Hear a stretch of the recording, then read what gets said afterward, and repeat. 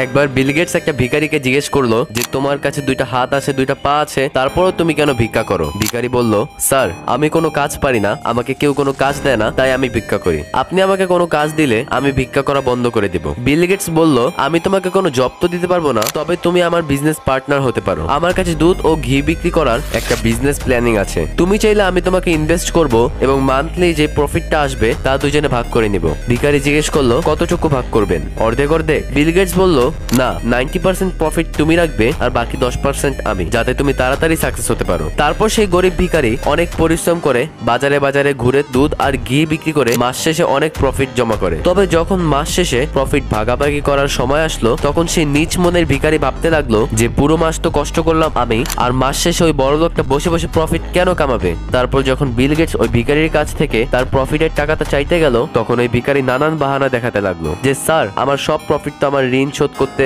ও loan দিতে দিতেই শেষ হয়ে গেছে, তাই আমি আপনাকে কোনো টাকা দিতে পারবো না। বিল গেটস কিছুই বললো না, সে চুপচাপ সেখান থেকে চলে গেল। আর ওই গরিব ভিখারি মনে মনে খুশি হতে লাগলো এটা ভেবে যে সে পুরো প্রফিটটা একাই পেয়ে গেছে। তারপর ওই ভিখারি ওই সব টাকা কয়েকদিনের মধ্যেই খরচ করে ফেলে ফালতু কাজে। এখন যখন সব টাকা শেষ হয়ে যায় তখন সেই ভিখারি আবারও ভিক্ষা করা শুরু করে, এবং যখন বিল গেটস তাকে আবার ভিক্ষা করতে দেখে তখন বিল গেটস ভাবে যে ও আবার কেন ভিক্ষা করছে। So moral of the story এই যে একজন গরিব ও একজন বড় লোকের মাঝখানে তফাৎটা শুধু তাদের মাইন্ডসেটের। সো তুমি যদি পৃথিবীর সব গরিবকে অনেক টাকাও দিয়ে দাও তাও তারা বড় লোক হতে পারবে না, তারা ঘুরে ফিরে আবার সেই গরিবই হয়ে যাবে।